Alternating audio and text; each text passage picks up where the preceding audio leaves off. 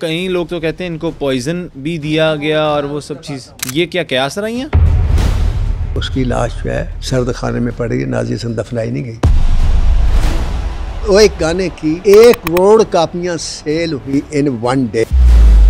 फिरोज खान की फिल्म पर पहली बार खिड़की तोड़ रश हुआ। फिल्म ने कारोबार किया 12 करोड़ रुपए। असल बात है वो ये कि जब तक वो जिंदा रही ऐसे ही सालगिरह होती रही, और जिस वक्त वो मर गई, क्वीन ऑफ साउथ एशिया भी कहा जाता था पॉप सिंगिंग में। ज़ुहैब हसन ने एक इंटरव्यू दिया और उस इंटरव्यू में उसने एक ऐसा जुमला बोला जिस जुमले ने नाज़िया हसन की और इन दोनों की जो गाने वाली जिंदगी थी उसको फिनिश कर दी। नाज़िया हसन की किससे शादी हुई? अभी वो उस बेड पर थी।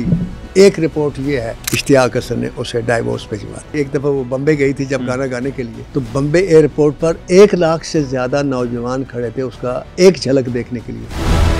आज आपको कहानी सुनाने जा रहे हैं the queen of South Asia, Nazia Hasan की। नाज़िया हसन का पहला गाना कौन सा था जिसने पूरी दुनिया में अपनी शोहरत फैला दी? कौन से डायरेक्टर ने नाज़िया हसन को ये कह दिया कि ये लड़की गाना गाएगी? अब 12 साल में 12 सदियों की शोहरत नाज़िया हसन ने कैसे कमाई? नाज़िया हसन के खामन की पहले कितनी शादियां थी जो इनको मालूम ही नहीं थी? Nazia Hasan the pop star की मौत इतनी कंट्रोवर्शियल क्यों थी? ये तमाम बातें जानने के लिए नासिर अदीब साहब के साथ ये पॉडकास्ट एंड तक जरूर देखिएगा। हम बहुत मेहनत और तहकीक के साथ आप तमाम लोगों के लिए एक्टर्स और एक्ट्रेसेस की बायोग्राफीज लेके आपकी खिदमत में हाजिर होते हैं, और इस पे बहुत मेहनत लगती है। तो अगर मैं आपकी जिंदगी में कोई वैल्यूएबल कंटेंट शामिल कर रहा हूँ और आप पसंद कर रहे हैं तो हमारे सुनो पॉडकास्ट को सब्सक्राइब कर लीजिए। अस्सलाम वालेकुम नासिर साहब, क्या हाल है? खैरियत से हैं? ठीक ठाक हैं? वालेकुम सलाम वरहमतुल्लाह वबरकातुहू। मैं अपनी जंगरी के साथ आपके सामने हूँ और आज आप मुझे कुछ ज़्यादा फ्रेश नहीं लग रहे। क्या बात? क्या वजह है? मतलब कुछ मेरे से मुतासर ज़्यादा लग रहा है। ऐसा लगता है नासिर साहब मैं आपसे मुतासिर हूँ। आपने आज जो शर्ट पहनी है ना, ये जो आप बॉय बनने की कोशिश कर रहे हैं, कोशिश नहीं बॉय नहीं, ऑडियंस बताए ये आज बॉय बन के आए हुए कि नहीं आए हुए। लेकिन आज हम इससे पहले के ऑडियंस है कि बॉय बन के आ गया। अच्छा, बॉय बन के आएगा, ठीक है। कुछ कहने जा रहा हूँ अपने सामीन और नाजरीन से। अच्छा, उसके लिए मेरे बॉय बन के आना जरूरी। आज आप पॉप स्टार बन के तो नहीं आए? कुछ पॉप स्टार नहीं बन के आया मैं, लेकिन ये है कि आप यूं समझ लें कि बस मैं उन जैसा बन के आने की कोशिश की है। अच्छा, सही हो गया। आज हमें किसकी कहानी सुनाने जा रहे हैं जल्दी से बता दें। हमारी जितने भी नाजरीन हमें सुनते हैं उनको बता दें कि आज आप किसकी पर्सनैलिटी के बारे में सारा कुछ बताने वाले हैं। अगर मेरे से ये सवाल हो कि नासिर साहब आप अगले जन्म में, अगर आपको कोई जन्म मिले या अगर आप नासिर अदीब ना होते फिर तो क्या बनना चाहते? सही, तो मैं कहता कि मैं काश नाज़िया हसन या उसका भाई होता। हो। क्योंकि आप देखें कि यार सदियां बीत जाती हैं मैडम नूरजहां बनने में, बिल्कुल सालों लग जाते हैं सुल्तान राय बनने में, और अरसा लग जाता है नासिर अदीब बनने में। बिल्कुल पैदा होना और 15 साल की उम्र में यार क्वीन बन जाना सिंगिंग की, और सिर्फ ये नहीं कि पाकिस्तान की, पूरे एशिया की। Oh my God. और ऐसा रिकॉर्ड कायम कर जाना जो रिकॉर्ड आज तक कायम है और टूटेगा भी नहीं। ऐसा क्या रिकॉर्ड था? ये हम आपको बताते हैं अपने ऑडियंस को थोड़ी देर के बाद। अच्छा, ठीक पहले है। हम उनको ये बताते हैं कि ये जो नाज़िया हसन थी ये कौन थी। ठीक है, आज आप लोगों को भी मैं कहना चाहूँगा, एक चीज़ ऐड करना चाहूँगा कि जो लोग सिंगर्स हैं, जो लोग गाने का शौक़ रखते हैं, म्यूज़िक से लगाव रखते हैं, उन लोगों को कहूँगा कि यार वो डायरी पकड़ लें और ये कुछ चंद बातें, अहम बातें नोट कर लें। उसकी वजह ये है कि वो ज़िंदगी में आपको बहुत काम आने वाली हैं और इस पॉडकास्ट के थ्रू आप बहुत कुछ सीखने वाले हैं। जी नासिर साहब, आपने मशवरा दिया मेरे नाज़रीन और सामीन को, बहुत अच्छा है। चलो कापी पेंसिल ही पकड़ लें, लेकिन पेंसिल लिखने से और कापियाँ पकड़ने से कोई लड़की नाज़िया हसन नहीं बन सकती। Oh my God. और कोई लड़का ज़ुहैब हसन नहीं बन सकता। ये गॉड गिफ्टेड चीज़ें होती हैं, आप माने नहीं, आप सही कह रहे हैं। मेरी अक्सर एक आदमी से बहस होती है, हमारी इंडस्ट्री का बड़ा सरकर्दा आदमी है, कहता है यार किस्मत कोई चीज़ नहीं होती, जो इंसान करता है वो मिलता है। मैंने कहा बिल्कुल सही है, वही मिलता है। हाँ। लेकिन जिसने किस्मत बनानी होती है वो करवाता वही है जो बहुत कुछ मिलना होता है। हाँ, बिल्कुल, वो रास्ते ही वो बताता है। True that sir, true that. तो नाज़िया हसन अगर कोई बन सकती होती, देखिए नाज़िया हसन को गए इतना अरसा हो गया जी, और जो उसने रिकॉर्ड में देखे 3 अप्रैल 1965 में वो पैदा हुई। अच्छा। और 1980 में वो रिकॉर्ड बन गया आफ्टर 15 ईयर्स। माशाल्लाह। ठीक है जी, एक गाना गाया और वो एक गाने की 1 करोड़ कापियां सेल हुई इन 1 डे। इन 1 डे 1 करोड़ कॉपीज सेल हुई, रिकॉर्डिंग्स। ये वो रिकॉर्ड है जो नहीं टूट सकेगा। मुझे भी नहीं लगता सर। और बहुत मुश्किल है, बहुत मुश्किल है। तो बात ये है कि ये कौन थी, ये कहाँ से आई। हाँ अब देखिए, मैंने आपको बताया कि जब हम मैडम नूर जहाँ पे प्रोग्राम कर रहे थे जी, कि वो जब पैदा हुई तो सुर के साथ पैदा हुई। सही कह रहे हैं, आपने कहा रोई भी तो सुर के रोई साथ भी रोई। तो सुर के साथ। ये लोग कहते हैं कि जो रोती थी, बच्चे रोते हैं तो कानों को बहुत अजीब सा जी, जी। इरिटेशन होती है। मैडम नूर जहाँ रोती थी तो लोग सुनना शुरू कर देते। आए हाय हाय। इसी तरह ये जो बच्ची है जिसका नाम नाजिया हसन है, ये जब पैदा हुई तो ये भी सुर में पैदा हुई। वाह। और मैडम नूर जहाँ के तो रोने को लोग सुन के बच्चे के तो गौर से वो करते थे, और ये बच्ची में क्या क्वालिटी रिवर्स थी। अच्छा, वो मैडम सुनाने की माहिर थी, आते ही उन्होंने दुनिया को सुनाना शुरू कर दिया रोने के जरिए, हाँ, बोलने के जरिए। हाँ, ये सुनने की माहिर थी। क्या बात है। ये बचपन में भी इनके जो वालदा थी, मुलिजा उनका नाम था, वालिद का नाम बासिर हसन था। सही हो गया। और वो सामाजिक कारकुन थी, सोसाइटी में घूमने फिरने वाली, लोगों सोशल के काम एक्टिविस्ट करने वाली। हाँ जी। तो उनको शौक था गाने का। सही। जब उनकी वालदा अपने उस उस्ताद से गाना सीखने के लिए प्रैक्टिस करती थी अपने घर में बुला के, तो नाजिया हसन पास होती थी। अच्छा। अगर वहाँ जाती थी तो भी नाजिया हसन साथ जाती थी। क्या बात है। तो वो सुन के मुतासर बहुत होती थी, और जैसे मस्त हो जाता है ना बच्चा, वो मस्त हो जाती थी। आप यूँ कह लें कि मौसीकी उनके कानों में रस घोलती थी, और वो ये जज्बा शायद जीन्स अपनी माँ की तरफ से लेकर पैदा हुई, या अल्लाह ताला ने उनको देकर भेजा कि जाओ तुम्हें ये कुछ दे दिया है, ये तुमने करना है, और मुख्तसर उम्र में वो काम कर जाना है जो लोग सदियां लगा देते हैं करने में। अल्लाह अकबर। तो ये सुनते सुनते इसको शौक हो गया। इधर सुहेल राना एक प्रोग्राम किया करते थे, कलियों की माला। ठीक है। पीटीवी पे। ठीक है।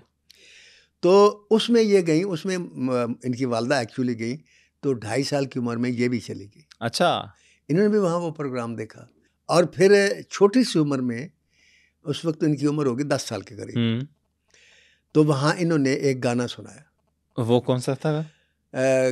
दोस्ती के मौजू पर गाना था।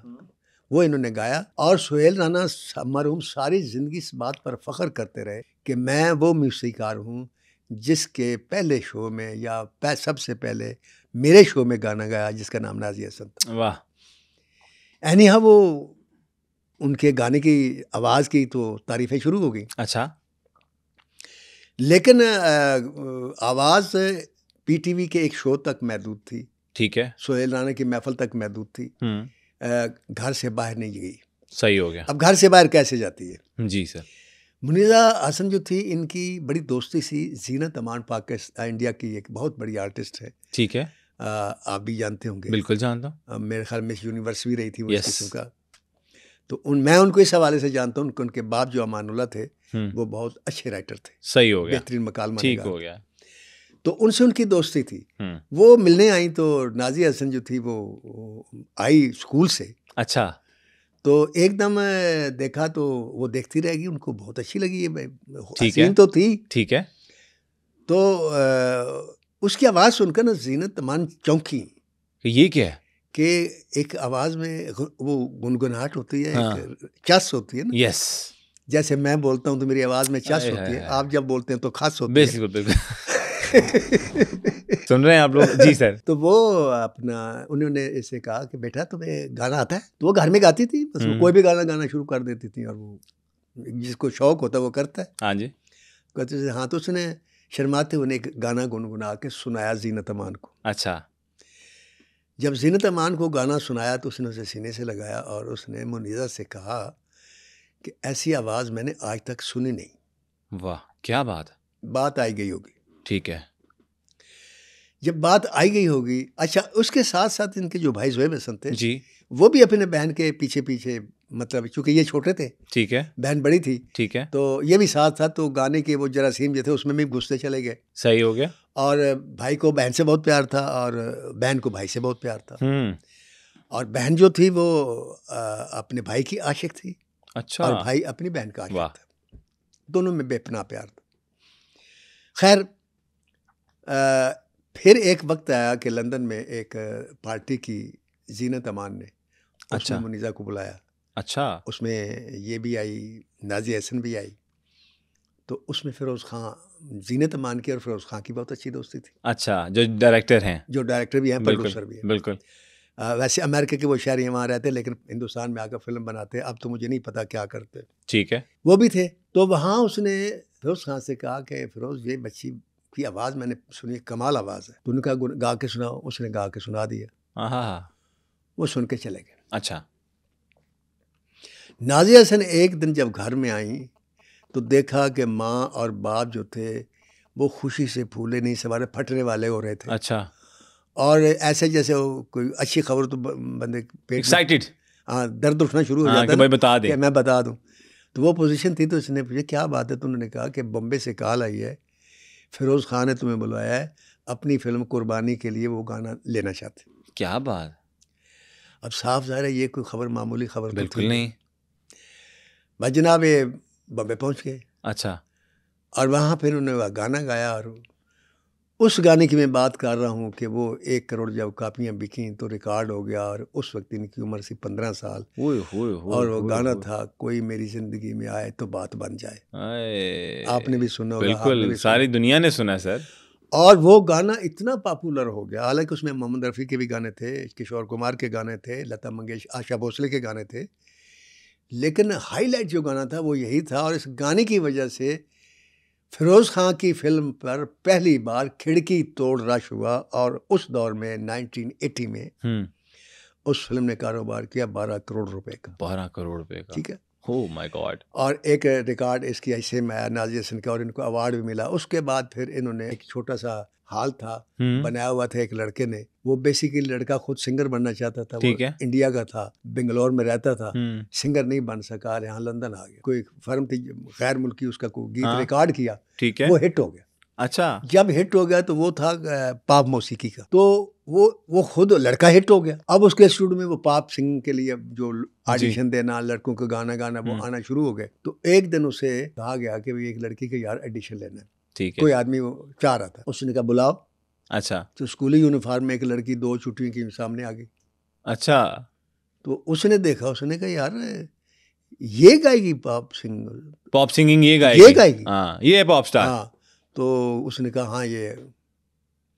उसने यूं कंधों को उसका, उसने कहा ठीक है आप कहते हैं तो मैं कर देता हूँ। हाँ। उसने वो टेस्ट लिया।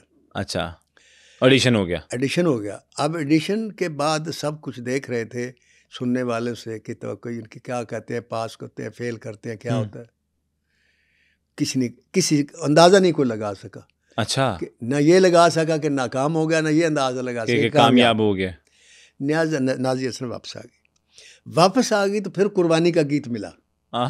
उसके बाद वो गीत मिला। उसके बाद मिला तो फिर डिस्को दीवाने का पॉप सिंगिंग उसी बिद्दू ने, उसका नाम बिद्दू था। अच्छा। उसी बिद्दू ने रिकॉर्ड किया। और फिर वो जो आया है तो पूरी दुनिया में एक अंधेर मच गई, एक कोहराम मच गया। ये वो वाला सर गाना था ना, डिस्को दीवाने। आहा। तुम ये दसना चाहते हो कि तुम गा भी सकते हो ये चीज सर, आपने इजी लिया हुआ, पता नहीं क्यों आप इजी ले लेते हैं। मैं गाऊंगा ना तो आपको सकता सुना देना, फिर सक्ताधारी करवा देना। तो हमारे नाज़रीन को भी सक्ताधारी हो जाए कि नासिरुद्दीन साहब गा भी सकते हैं। नाज़िया हसन का जिक्र करते हुए गाने का दिल क्या करता है, सवाल ही नहीं पैदा होता। तो नाज़िया हसन डिस्को दीवाने का जब एल्बम आया तो उसकी जो रिकॉर्ड फरोख्त हुई है मैं आपको बता नहीं सकता। वाह। उसकी शोहरत पाकिस्तान से बाहर गई, और रूस भी गई, और लंदन में भी गई, और पाकिस्तान से बाहर हिंदुस्तान में भी गई, मलेशिया में गई। मतलब 14 ममालिक मैंने सुना है कि जहाँ पॉप सिंगिंग का उरूज था वहाँ तक गई आवाज़। वहाँ तक। फिर बड़े मुख्तसर अरसे में उसने 5 एल्बम निकाले। ये मतलब डिस्को दीवाने के बाद बूम बूम आया, फिर यंग तरंग आया। अच्छा।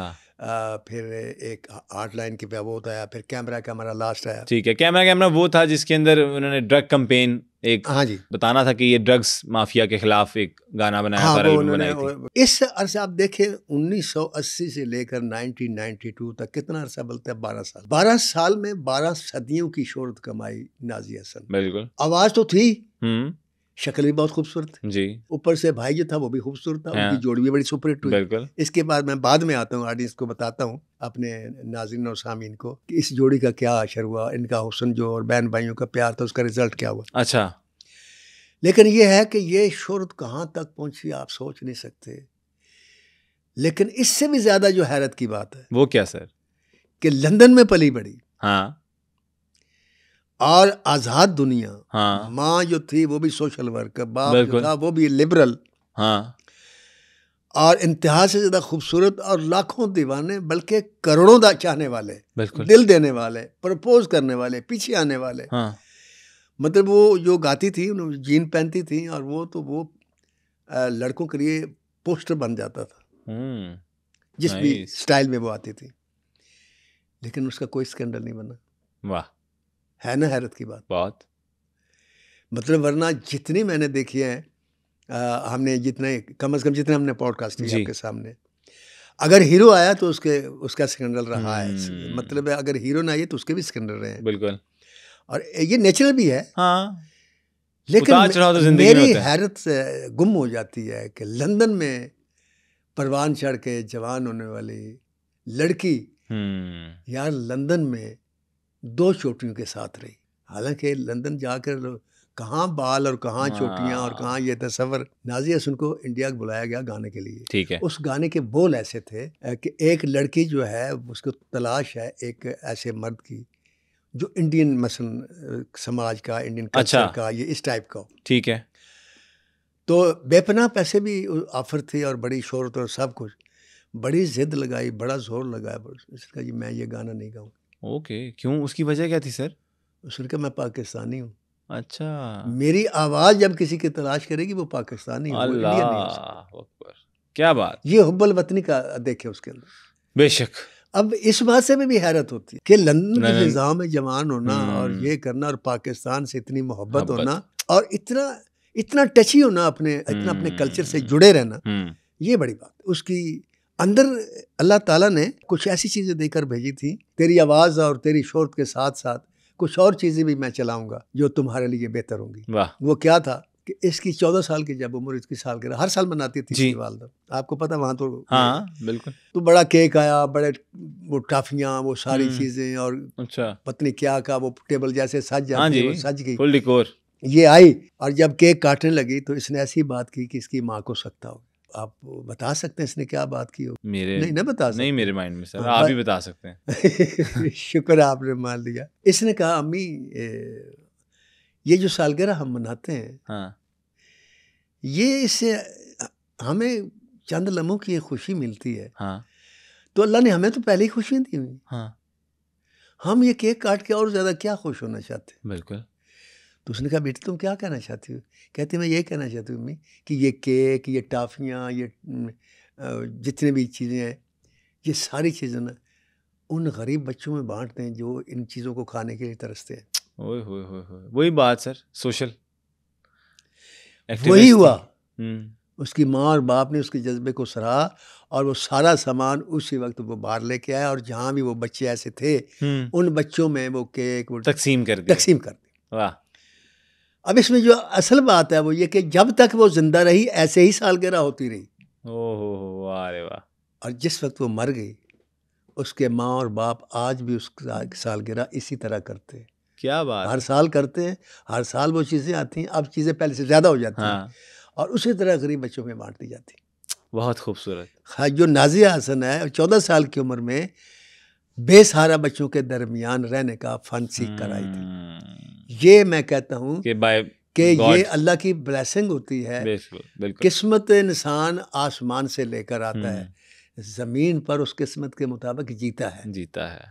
कोई आदमी ये कहे कि मैं किस्मत बना सकता हूँ अपनी, मैं नहीं मानता सर। नहीं, ये मैं भी नहीं मानता सर। कितने पॉलिटिशियन आते हैं, सारे सियासत सीख कर आते हैं, उनका बाप दादा सब सियासतदान होते हैं, और सबका एक आइडियल होता है। हाँ, किसी का बेनज़ीर लड़की है तो बेनज़ीर आइडियल होगी, मरियम नवाज आइडियल होगी, अगर मर्द है तो इमरान खान होगा, जुल्फ़िकार अली भुट्टो होगा, नवाज शरीफ होगा, शहबाज शरीफ, ये होंगे ना। बिल्कुल।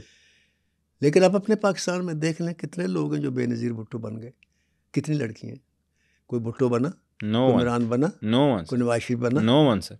कोई नहीं बन सकता। नहीं बन सकता, सही कह रहे हैं आप। ये लेकर आते हैं अल्लाह ताला की तरफ से। अब यहाँ ये कुछ जो लोगों को कहते हैं अल्लाह ताला चुन लेता है, हम इस तरह भी कह सकते हैं।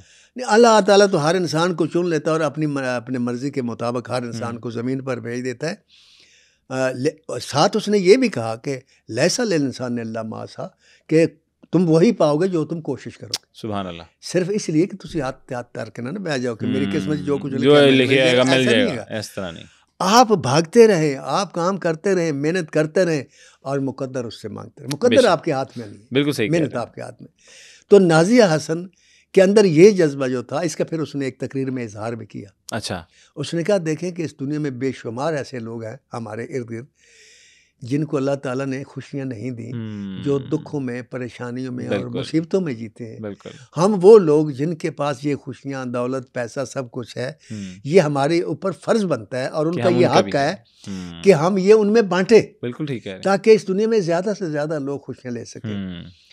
और अगर आप किसी भी मज़हब की आप तारीख़ पढ़ लें, आप यकीन करें दुनिया के हर मज़हब की, पहले मज़हब से लेकर आज के मज़हब तक, हमारे आखिरी मज़हब है, इसकी अगर मज़हब की बुनियाद पर जाए ना, ऊपर वाले मसाइल पर ना जाए जिनमें आजकल हम फंसे हुए हैं कि शलवार की टें तो अच्छी होनी चाहिए, ये होना चाहिए, ये नहीं।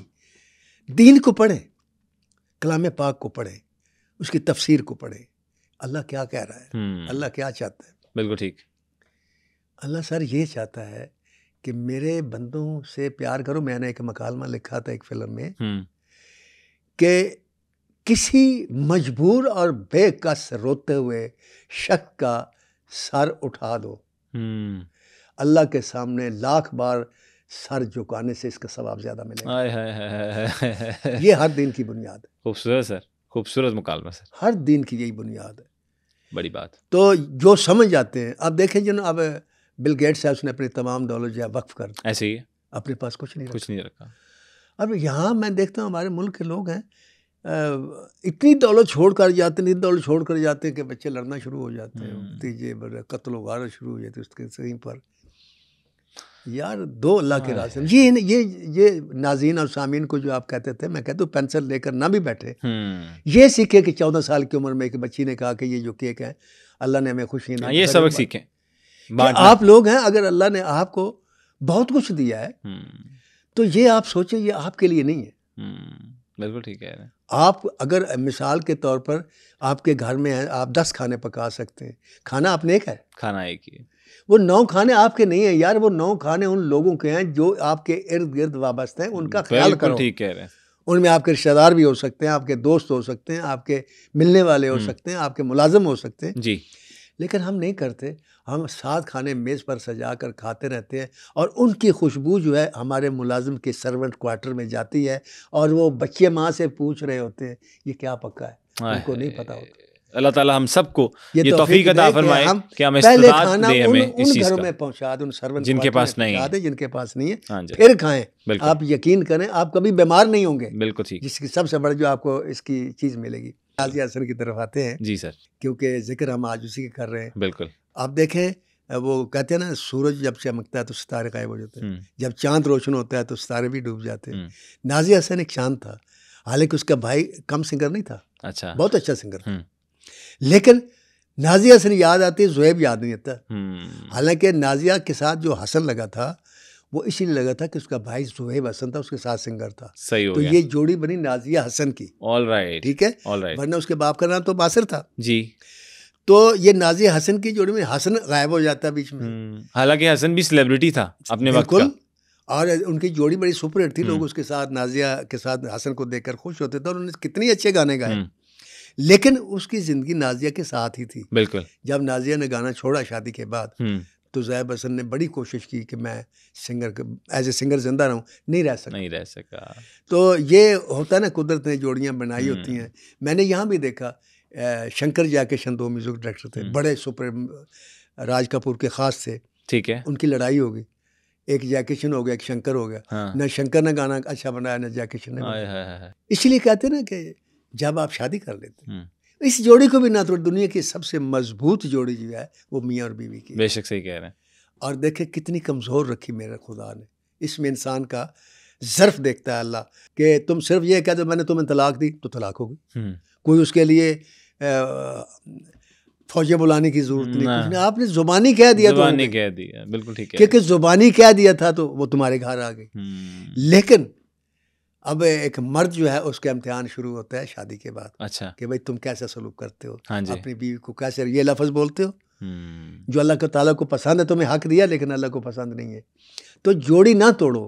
इसी तरह अल्लाह ताला ने कहा है कि रिश्तों को ना तोड़ो, ठीक है, रिश्तों से मिलते रहो। यहाँ तक है कि अगर किसी के घर में जाने से आपकी बेइज्जती होती है कि वहाँ जाऊँगा तो मेरी बेइज्जती है, मैं नहीं जाता, फिर भी जाओ, ये मेरे आका का फरमान है सल्लल्लाहु अलैहि और साथ फरमाया कि क़यामत के रोज़ वो जो बेइज्जती होगी तुम्हारी उसका बदला मैं दूंगा। वाह, इससे बड़ी क्या बात होगी। सही सर। तो फिर आते हैं नाज़िया हसन। ये मैंने नाज़िया हसन के इस प्रोग्राम से और उसकी ज़िंदगी से सीखा है कि सर, वो सारी ज़िंदगी अपनी ज़ात के लिए उसने ज़िंदगी गुजारी ही नहीं की, उसने लोगों के लिए ज़िंदगी अपने लिए कुछ नहीं किया, खुशियाँ बांटी। अब आते हैं कि एक दिन उनको एक गाना गाना था, ऑफर हुआ, तो उसने कहा जी किसके साथ गाना, फिल्म का गाना। फिल्म के गाना सिवाय कुर्बानी के उनका कोई सुपरहिट नहीं हो सका उस तरीके से। उसकी वजह ये कि उसके अपने जो प्रोग्राम थे वो इतने सुपरहिट हो गए, उसके अपने जो एल्बम थे, ठीक है, कि जिन्होंने किसी को चलने नहीं दिया, सही हो गया, लोग उसके शोर से फ़ायदा उठाकर बुलाते थे। तो वो बुलाया गया उनको, तो उनका मेरे साथ सिंगर, उनका डुएट है, उसने कहा कौन है मेरे साथ। हाँ। उन्होंने जब उसका नाम बताया तो उसके दिल की धड़कन थोड़ी देर के लिए बंद हो गई। वो कौन था सर? थोड़ा सा मेरे सामीन और नाज़रीन सर अब बस नहीं बता दें सर जी। तो बाहर उसका नाम था किशोर कुमार। किशोर कुमार के साथ गाया, ये उनका बचपन से पसंदीदा सिंगर था। अच्छा, ये खुद भी शौक और चंचल थी ना शायद, तो उसकी आवाज़ की ये दीवानी थी किशोर कुमार की। वाह। तो उसने सोचा भी नहीं था कभी कि किशोर कुमार के साथ मैं गाऊँ। वो फिर जब गई तो इसके चेहरे की घबराहट थी, और जब किशोर कुमार को पता चला कि ये बहुत कॉन्शियस हो रही है, कंफर्टेबल नहीं फील कर रही है आपके साथ, आपसे के सामने आने की, तो किशोर कुमार ने फिर उसको बड़ा प्यार किया, समझाया, बेतकर से उसे हंसाया। किशोर कुमार में ये क्वालिटी थी, हंसाते थे, तो हंसाया और फिर उसको तसल्ली दी और फिर उन्होंने गाना गाया। सही।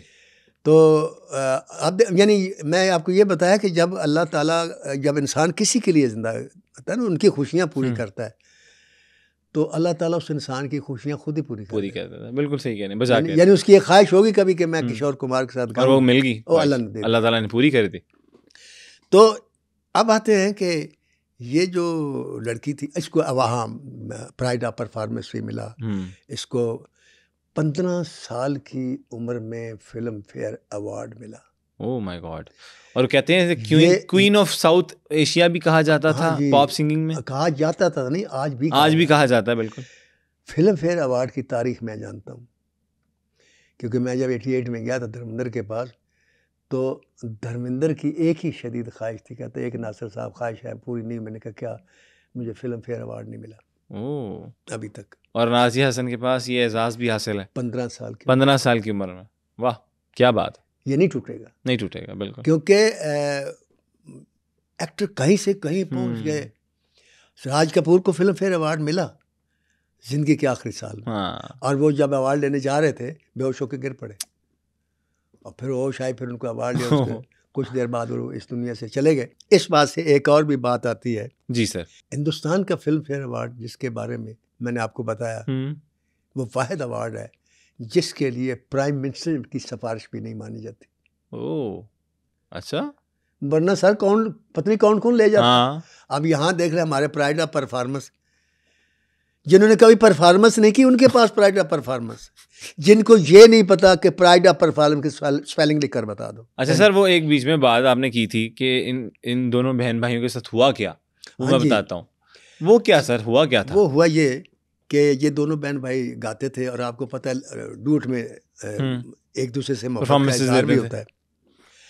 तो एक प्रोग्राम किया इन्होंने पीटीवी पर। अच्छा। वो शैब मंसूर ने एक शो किया था। ठीक है।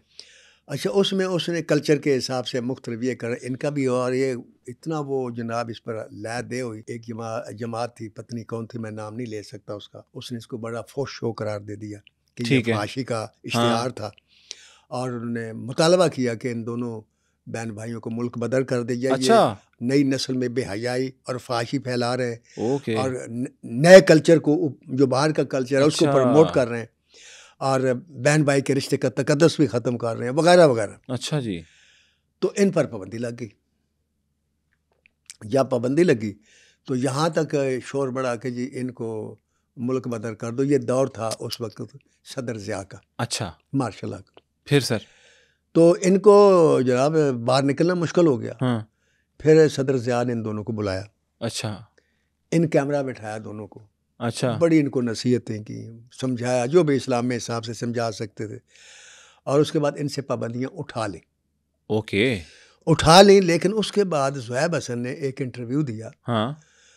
और उस इंटरव्यू में उसने एक ऐसा जुमला बोला जिस जुमले ने नाज़िया हसन की और इन दोनों की जो ये गाने वाली ज़िंदगी थी उसको फिनिश कर दी। वो जुमला क्या था? वो जुमला ये था, उसने कहा कि ये मेरी आइडियल है बहन जो मेरी गाती है। हाँ। और मैं इसका फ़ैन हूँ और मैंने जो कुछ सीखा मैंने इससे सीखा। जी जी। अगर ये नहीं तो मैं कुछ भी नहीं। बिल्कुल। उससे सवाल हुआ ना कि भाई अगर नाज़िया हसन नहीं गाती है तो कहीं चली जाएगी तो आप क्या करेंगे? तो उसने कहा मैं कुछ नहीं करूँगा, मैं गाऊँगा नहीं, मैं इसको वापस ले आऊँगा। मतलब ये कहा कि शादी करेगी तो मैं वापस ले आऊँगा, यूँ कह लें जो भी। अच्छा। तो ये जुमला वैसे वो नहीं था जिससे वो आगे जुमला आ रहा है। अच्छा। तो उसके बाद उसने कहा कि बात देखें, मेरी बात सुने, मैं इसका इतना फ़ैन हूँ, मैं इतना इसके बगैर अधूरा हूँ कि अगर ये मेरी बहन ना होती तो मैं इससे शादी कर लेता। इस जुमले ने क़यामत बर्पा कर दी। और उस जुमले के बाद तो जनाब इनका जो बाहर निकलना था वो भी ख़त्म हो गया, और ये वो फलां मुँह छुपाना के पर मजबूर हो गए। उसके बाद फिर सदर ज़िया ने इनको बुलाया था और इनको समझा के इनसे वो पाबंदियाँ तो उठा लें, लेकिन उसके बाद इनका वो जो इमेज था ना बड़ा गंदा हो गया। कम से कम हमारे पाकिस्तान के अंदर वो गंदा हो गया, बाहर नहीं, यहाँ। ठीक है। उस वक्त फिर नाज़िया हसन ने महसूस किया कि अब मुझे शादी कर लेनी चाहिए। नाज़िया हसन की किससे शादी हुई? है नाज़िया हसन की इंतहाई खुश नसीब और बदनसीब इंसान से। अब आप कहेंगे खुश नसीब कैसे और बदनसीब कैसे? ये दोनों चीज़ें कैसे हो सकते हैं? दोनों चीज़ें होती हैं। वो कहते हैं अल्लाह ताला देकर भी इज़्ज़ाता है और लेकर भी इज़्ज़ाता है। ठीक कह रहे हैं। खुश नसीब इसलिए कि जिस लड़की से पूरी दुनिया के मालदार लोग और सरमायादार करोड़पति, खरबपति, शहजादे, रईस, नवाबजादे शादी करना चाहते थे, उसने कराची के एक बिजनेसमैन इश्तियाक बेग से शादी की। लोगों ने अपने हिसाब से अंदाज़ा लगाया कि ये लव मैरिज है। ठीक है। लेकिन नाज़िया हसन से पूछा गया तो उसने कहा कि ये मेरी अरेंज मैरिज है और मैंने अपने वालिदैन की मर्ज़ी से की। ठीक है। अब वालिदैन की मर्ज़ी का अगर हम देखें तो उसकी माँ की मर्ज़ी तो हम कह सकते हैं, लेकिन जो उसका बाप था वो इस शादी के ख़िलाफ़ था और वो आखिरी दम तक इस फैसले पे कायम रहा कि ये शादी ना हो या ना हो, या हो गई है तो गलत हुई है। ठीक है। लेकिन शादी हो गई। अच्छा। और इश्तियाक बेग जो थे उन्होंने फिर एक इंटरव्यू में कहा कि ये मेरी लव मैरिज थी। शादी हो गई और शादी से पहले इसको डायग्नोज हुआ था कैंसर, नाज़िया हसन को। अच्छा। लंग्स का। ओके। लेकिन ये उससे फाइट करते करते सर्वाइव कर गई। अच्छा। सर्वाइव कर गई तो डॉक्टरों ने से कहा कि बात ये है कि तुम ठीक है सर्वाइव कर गई हो, लेकिन तुम्हारी औलाद कभी नहीं होगी। ओह। लेकिन क्या हुआ कि अल्लाह ताला ने उसको बच्चा दे दिया। अच्छा। और अरीज़ा हसन उसका नाम रखा गया। और जिस वक्त नाज़िया इस दुनिया से गई है तो उसकी उम्र 2.5 साल थी। अच्छा, शादी के बाद जब बच्चा पैदा हो गया तो उसके बाद फिर नाज़िया हसन बीमार रहना शुरू हो गई और वो जो कैंसर था लंग्स का वो फिर से सार उठा कर आ गया। ओहो। और आखिरकार उसको हॉस्पिटलाइज किया गया लंदन के अस्पताल में। वहाँ उसकी हालत जो थी संभलने की बजाय वो बिगड़ती रही। हाँ। और उसको यकीन हो गया कि मैं अब ज़िंदा नहीं रहूँगी। और अभी वो उस बेड पर थी। एक रिपोर्ट ये है कि इश्तियाक हसन ने उसे डाइवोर्स भिजवा दी और एक रिपोर्ट ये है कि इश्तियाक हसन ने उसकी डेथ से 3 महीने पहले उसको डाइवोर्स दी। अच्छा। और उस सदमे से वो बीमार हुई। लेकिन एक इंटरव्यू है नाज़िया हसन का जी, जिसमें वो ये कहती है कि ये मेरे ऊपर तशद्दुद करता था, मुझे मारता था और मुझे मजबूर करता था कि मैं बाहर इंटरव्यू दूं और मैं ये कहूं कि हम बड़ी राज़ी खुशी रह रहे हैं, हमारे कोई ज़िंदगी का प्रॉब्लम नहीं है। ओके। अब इस जुमले को अगर हम देखते हैं तो मैं ये समझता हूं कि शादी के बाद, हाँ जी, क्योंकि उसका एक बड़ा तारीख़ी जुमला था कि इश्तियाक के साथ ज़िंदा रहने से बेहतर है मर जाना मेरे लिए ज़्यादा आसान है। अब वो कितनी दुखी होगी। सर वो कई लोग तो कहते हैं इनको पॉइजन भी नहीं, दिया गया। मैं और उस तरफ आता हूँ, उस तरफ भी आता हूँ। ये क्या कयास रही हैं? मैं बताता हूँ आपको जी सर। कि ये बात हकीकत है कि उसको गाने से इसने मना किया था जिसका नाम इश्तियाक बेग है। ठीक है। यहाँ से इख्तलाफ शुरू हुआ। ठीक है और ये इख्तलाफ घरों में पैदा हो गया क्योंकि वालदा चाहती थी कि मेरी जी। बेटी गाए। जी। और गाना तो कोई बुरी बात नहीं थी, लेकिन ठीक है। इश्तियाक ने पाबंदी लगा दी। जब पाबंदी लगा दी तो ज़ुहैब हसन का भी कैरियर ख़त्म हो गया। हाँ। और उसकी नाजिया हसन का भी जो किरदार था उस हिसाब से सिंह वो भी ख़त्म हो ठीक गया। है। तो वो अब साफ ज़ाहिर है कि इस किस्म की जो लड़कियां या फनकार होते हैं, मैंने आपको कहा इनका एक ही प्रॉब्लम होता है, ये प्रोटोकॉल के सारी ज़िंदगी मोहताज रहते हैं और ये ज़रूरतमंद भी रहते हैं। ठीक है। और उससे जब एकदम कट ऑफ होते हैं ना तो वो गड़बड़ हो जाती है, क्योंकि आप एक चकाचौंध रोशनी से एकदम अगर या आप अंधेरे में जाएंगे तो प्रॉब्लम होगा, और अंधेरे से एकदम आप रोशनी में आएंगी तो आपकी आंखें चुंधी आ जाएंगी। ये फ़र्क पड़ता है जी, टाइम लगता है। तो इश्तियाक ने जो इसके साथ किया वो ही मैं समझता हूँ कि उसकी बीमारी का या उसका, क्योंकि उसके भाई को वो बेपनाह चाहती थी, उसका भी कैरियर ख़त्म हो गया। और वो जल तरंग जो उसकी ज़िंदगी का था कि जब वो आती थी, एक दफ़ा वो बम्बे गई थी जब गाना गाने के लिए, तो बम्बे एयरपोर्ट पर तकरीबन 1 लाख से ज़्यादा नौजवान खड़े थे उसका एक झलक देखने के लिए, इस्तकबाल करने के लिए। हाँ जी। तो अब वो लड़की एक घर में कैद हो जाए और इधर उधर ना जा सके तो वो फिर बात तो नहीं बनती ना। मैं ये बात हर इंटरव्यू और अपने हर पॉडकास्ट में अक्सर कहता हूँ सरमायादारों से कि यार तुम इन लड़कियों के जो ये एक्ट्रेसेस से शादी करते हो, हाँ जी, मॉडल से जो इंटरनेशनल शोहरत की हामी जिनके पीछे कैमरे जी, तुम सिर्फ इसलिए करते हो कि यार लोगों को ये पता चले कि वो लड़की जिसको मैं भी चाहता था, सारी दुनिया चाहती थी, वो आज मेरी बीवी है। बिल्कुल। एक्चुअली तुम पैसे के जोर पर इतनी सी बात लेकर आते हो। ठीक है। उसके बाद जो औरत होती है वो दुनिया की हर औरत एक ही जैसी औरत होती है। उसके बाद 2 दिन 3 हफ्ते 4 हफ्ते बाद तुम्हारी ज़िंदगी और रूटीन में चली जाती है। अब वो लड़की तुम्हें घर के सामने बैठी हुई किचन में घूमती नज़र आती है तो वो तुम्हारे लिए इंटरेस्ट नहीं। तो इंटरेस्ट तो यही है ना कि वो उसी तरह दुनिया उसके पीछे रहे और फिर तुम्हारे पास आ जाए तो क्या आ जाए। ये बर्दाश्त करके शादी करो, उसकी ज़िंदगी को एकदम रिवर्स इतना कर दे तो तुम कि वो लड़की में बदल जाती है। हाँ, कि वो ज़हनी मरीज़ हो जाती है। Oh my God. और फिर तुम जब वो ज़हनी मरीज़ होती है फिर उसी से तुम दूर भागना शुरू करते हो। वो जिसके लिए तुम इतने डायलॉग बोलते हो, मैं तुम्हें माल बना दूंगा, सारी दुनिया लुटा दूंगा, ये कर, कुछ भी नहीं करते। ये जो है ना मर्द जो औरत की शोहरत को यूज़ करता है, औरत का शोहरत और वजूद 2 चीज़ें जिनके लिए सरमायादार लाते हैं औरत को। यार औरत इसके अलावा बहुत कुछ चाहती है। बिल्कुल ठीक कह रहे हैं। उसके अंदर एक औरत होती है, उस औरत की आंख उस मर्द के लिए खुलती है जिसके बारे में उसे यकीन होता है कि ये सिवाय मेरे दुनिया में और किसी को नहीं पसंद करता। खूबसूरत बात। और फिर ये बात वो उसकी आंखों में सारी ज़िंदगी देखना चाहती है। लेकिन औरत के अंदर झांकना मर्द को नहीं आता, उसका नज़रें जो है उसके वजूद से फिसल कर फिर वापस आ जाती। काश ये जो सरमायादार हैं ये इतनी खूबसूरत लड़कियों को करते हैं। हमें तो कोई दुख नहीं है, हमें दुख इसलिए होता है कि यार फिर इनको आबाद तो रखो। सही कह रहे हैं, ये दुख होता है हमें। सही कह रहे हैं। इसी तरह मैं इन लड़कियों को भी समझाना चाहता हूँ कि आप ये जो लोग आपके पीछे आते हैं भाग के, करोड़ों लोग आते हैं आपके पीछे। कभी तो जैसे आप अपना किरदार सेलेक्ट करती हैं, गाने के बोल सेलेक्ट करती हैं, वो कभी इनके लिए भी चूजी हो जाया करो। बिल्कुल।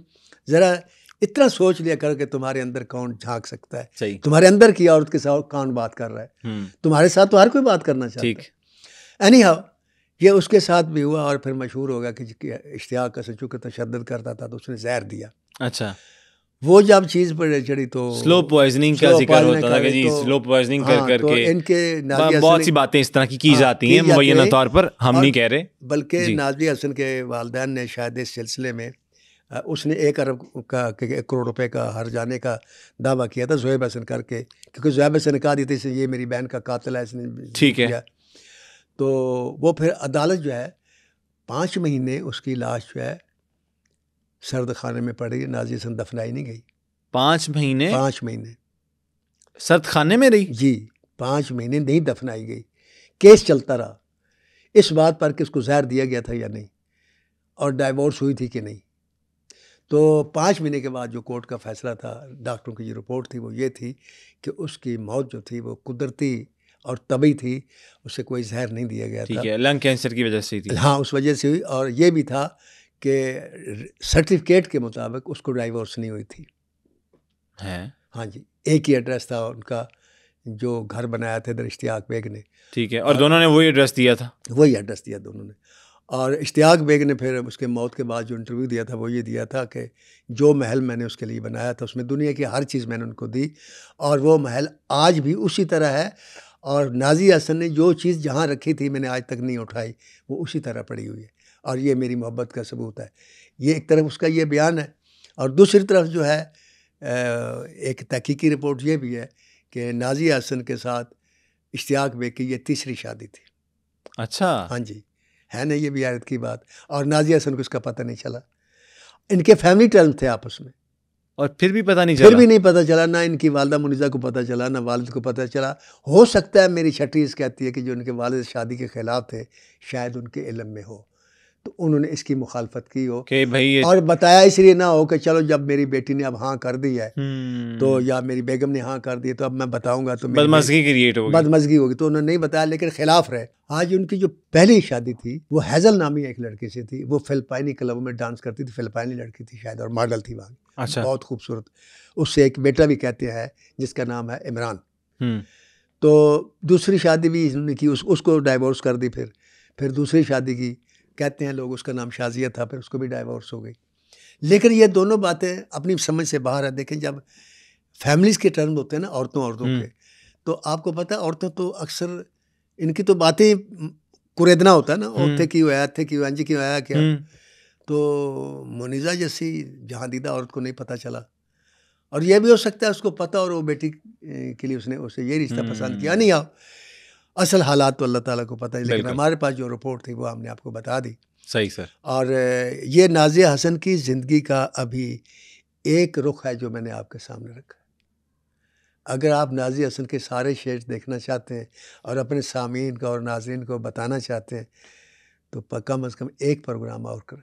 अच्छा जी, ये हम ऑडियंस पे छोड़ देते हैं, अपने नाज़रीन हाज़रीन पे छोड़ देते हैं कि अगर वो चाहते हैं कि एक प्रोग्राम नाज़िया हसन पे हम इस प्रोग्राम के बाद दोबारा करें तो हमें कमेंट सेक्शन में आप ज़रूर आगाह कीजिएगा। तो हम कोशिश करेंगे आपके लिए एक नए इन्फॉर्मेटिव और एक नया एंगल लेकर नाज़िया हसन का पेश करें। नासिर अदीब साहब, मुझे बताइएगा कि नाज़िया हसन के बारे में कोई ऐसी बात रह गई हो जो ऑडियंस को अभी तक ना बताई हो। मैंने आपको बताया और नाज़रीन ने सुना है कि एक शेड बताया, मेरे 6 शेड अभी मेरे पास है, तो उसके लिए एक और प्रोग्राम करना पड़ेगा। लेकिन जितनी बातें मैं 2-4 मिनट में आपके पास टाइम में बता दूं। जी सर। पहली बात तो ये है कि इनके जो कैसेट थे, 5 कैसेट थे आपको जी, उनके बिकने की जो रिकॉर्ड है उसका है 65 मिलियन। अच्छा जी, ये भी लोग तरसेंगे कि उनके भी इतने रिकॉर्ड हो। 65 मिलियन। दूसरी बात ये है कि जिस वक्त नाज़िया हसन गाने के लिए गई थी ना बॉम्बे जी, तो उसके बाप ने मुखालफत की, बासर ने। तो बच्ची की ज़िद थी, माँ आपको पता फिर बीवियों की बात मानी जाती है ना, बच्चों के साथ जब मिल जाती हैं। तो बासर हार गए, लेकिन उन्होंने एक जुमला कहा, उसने कहा मैं इसलिए सिर्फ मुखालफत कर रहा हूँ कि मेरी बच्ची की तालीम रह जाएगी। तो उसने एक जुमला बोला कि अब्बू आप फिक्र ना करें, मैं अपने एजुकेशन पर कंप्रोमाइज़ नहीं करूँगी। अच्छा। और उसने कंप्रोमाइज़ नहीं किया। उसने इकोनॉमिक्स में ग्रेजुएशन की और फिर लॉ किया। वो बैरिस्टर भी थी, वकील भी थी बेटी। अच्छा, ये इतनी अल एजुकेटेड थी और फिर साथ गाने का शौक भी था। वाह। तो एक बात और भी आपको उनके शेड की मैं जाते जाते बता दूं। जी सर।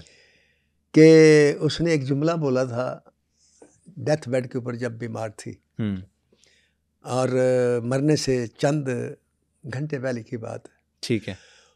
कोई पास सहेली बैठी थी, आई डोंट नो, या कोई बाहर नवीस था, ये तो मुझे नहीं पता, या माँ थी, लेकिन साफ जारी ये जुमला उसने किसी ख़ास आदमी के सामने बोला होगा कोई।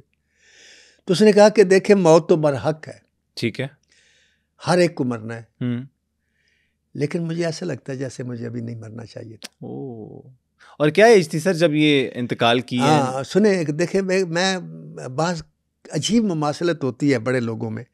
बाज़ लोग बड़ी छोटी उम्र में आते हैं और बहुत कुछ करके चले जाते हैं। आप देखें सादत हसन मंटो को ले, मेरे ख्याल 42 ईयर्स ओल्ड था। अच्छा। मर गया।